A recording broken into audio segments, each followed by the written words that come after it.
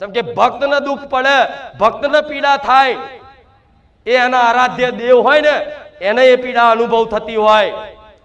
આ તમને કાંટો વાગે ને અને તમે મારા ભરોસે જીવન કદાચ પડતું મૂકી દીધું હોય ને તે તમને કાંટો વાગે દર્દ મન મેલડીન થાય.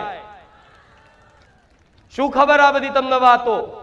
ઇતિહાસ જો, ભક્તોના ચરિત્ર હોંભરો, ખબર પડે કે ભગવાનની ભક્તિ કરવા વાળાને નિર્દોષ હોય છતાંય તે એમને માર મારવામાં આવે, માર મારવામાં આવે, છતાં એ માર ખાય ને તો ભગવાનનો હોર પડી જાય. એવો ઇતિહાસ છે, જોઈ આવજો.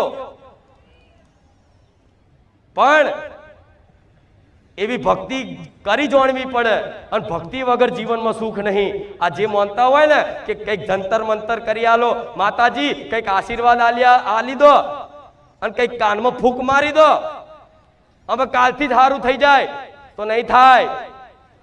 1000 વખત ફૂંક મારી, 1000 વખત હાથ મેલી તોય નહીં થાય.